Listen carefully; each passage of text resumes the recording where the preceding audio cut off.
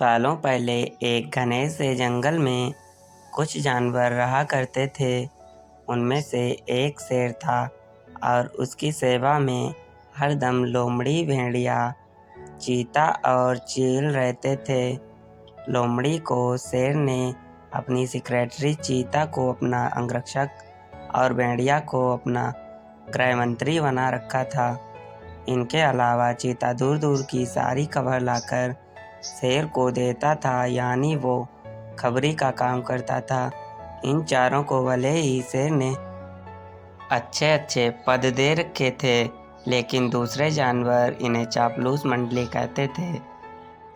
सबको पता था कि चारों कोई काम करें चाहे ना करें, लेकिन शेर की चापलूसी खूब अच्छे से करते थे। रोजाना चारों जानवर शेर की बढ़ाई में कुछ शब्द कह देते थे, जिससे वो खुश हो जाता था। इन सब के चलते जैसे ही शेर शिकार करता तो अपना पेट भरने तक खाने के बाद वो अपनी चारों खास पद में बैठे जानवरों को बाकी का हिस्सा दे देता था।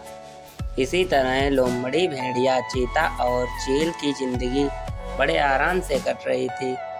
एक दिन खबरी चील ने अपने चापलूस दोस्तों को आकर बताया कि काफ़ी देर से सड़क के पास में ही एक ऊंट बैठा हुआ है। भेड़िया ने सुनते ही पूछा कि क्या वो अपने काफिले वालों से बिछड़ गया है। चीते ने इस सवाल को सुनते ही कहा कि चाहे जो भी हो, हम उसका शिकार करवा देते हैं शेर से। उसके बाद कई दिनों तक आराम से उसे खाएंगे। इस बात से सहमति देते हुए लोमड़ी ने कहा कि ठीक है, मैं जाकर राजा से यह बात करती हूँ। इतना कहकर सीधे लोमड़ी शेर के पास पहुँची और बड़े प्यार से बोली, महाराज, आज हमारा दूत खबर लेकर आया है कि एक ऊँट हमारे इलाके में आकर सड़क के किनारे बैठा हुआ है। मुझे किसी ने बताया था कि मनुष्य जिन जानवरों को पालते हैं उनका स्वाद काफ़ी अच्छा होता है, एकदम राजाओं के खाने के लायक। अगर आप कहें तो मैं यह ऐलान करवा दूं कि वह ऊँट आपका शिकार है। लोमड़ी की अच्छी बातों में आकर शेर ने कहा, ठीक है। इतना कहते ही वह उस जगह पर पहुंच गया जहां ऊँट बैठा हुआ था। शेर ने देखा कि वो ऊँट काफ़ी कमज़ोर है और उसकी आँखें भी काफ़ी पीली हो चुकी हैं। उसकी ऐसी हालत शेर से देखी नहीं गई। उसने ऊँट से पूछा कि ऊँट भाई, तुम मेरे दोस्त की तरह ही हो कि तुम्हारी ऐसी हालत किसने की और कैसे हो गई। कराहते हुए ऊँट ने जवाब दिया, जंगल के राजा, क्या आपको नहीं पता है कि सारे इंसान कितने दयाहीन होते हैं। सारी उम्र मुझसे ही एक व्यापारी ने माल ढुलवाया और अब मैं बीमार हो गया हूँ, तो उसने मुझे अकेले मरने के लिए छोड़ दिया है और मुझे कुछ खाने के लिए भी नहीं देता था और ना ही टाइम से पानी पिलाता था। उसने सोचा कि मैं उसके किसी काम का नहीं रहा, इसी वजह से अब वो मुझे अपने साथ नहीं रख रहा है और ना ही मेरा इलाज करवा रहा है।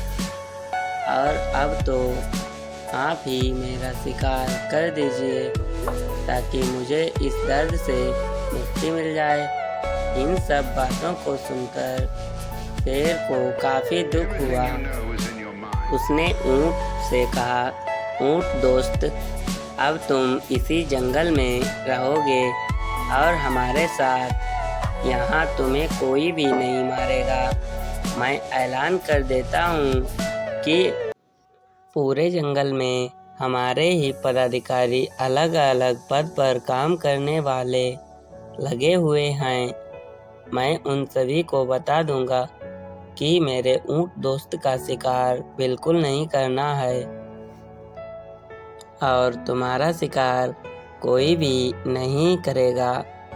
शेर की इस दयालुता को देखकर चारों चापलूस जानवर दंग रह गए।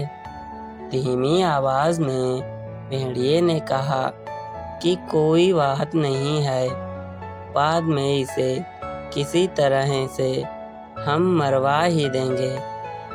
अभी जंगल के राजा का आदेश मान लेते हैं। चलो कोई बात नहीं, ठीक है। ऊंट अब उसी जंगल में आराम से रह रहा था। अच्छे से हरी घास खाते खाते ऊंट एक दिन बिल्कुल स्वस्थ हो गया। अब उसे कोई भी प्रकार की बीमारी व पीड़ा नहीं रही। वो हमेशा शेर के प्रति आदर भाव रखता था और शेर के दिल में भी उसके लिए दया और प्रेम बहुत ही अधिक बन चुका था। अब शेर की शाही सवारी स्वस्थ ऊंट निकालता है। वो शेर के चारों ओर खास पदाधिकारी जानवरों को अपनी पीठ पर बैठाकर चलता। एक दिन चापलूस जानवरों ने जंगल के राजा शेर को हाथी का शिकार करने के लिए कहा। राजा भी मान गया, लेकिन वो हाथी पागल था। उसने जंगल के राजा शेर को बुरी तरह से पटक कर बहुत घायल कर दिया। किसी तरह से शेर पागल हाथी से बचकर आ गया, लेकिन उसे काफ़ी चोट लग गई थी और अब जंगल का राजा शेर बिना शिकार किए किसी तरह से अपनी ज़िंदगी जीने लगा। उसके सेवक भी भूखे थे। उनके मन में हुआ कि आखिर ऐसा क्या करें कि कुछ खाने को मिल जाए। फिर उनका ध्यान हट्टे कट्टे हो चुके ऊंट पर गया। सबने मिलकर एक तरकीब सोची और राजा के पास चले गए। सबसे पहले भेड़िए ने कहा कि महाराज, आप कितने दिनों तक भूखे रहेंगे? मेरा शिकार करके मुझे खा लीजिए, आपकी भूख मर जाएगी। फिर चील कहने लगी कि राजा साहब, भेड़िए का मांस खाने लायक नहीं होता है, आप मुझे खा लीजिए।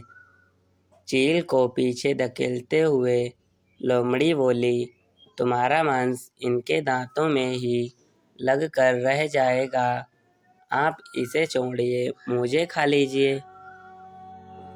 एकदम से फिर चीता बोला कि इसके शरीर में आपको सिर्फ बाल ही मिलेंगे, आप मुझे खाकर अपनी भूख मिटा सकते हैं। ये सब उन चापलूस जानवरों का नाटक चल रहा था, जिसे ऊंट नहीं समझ पाया।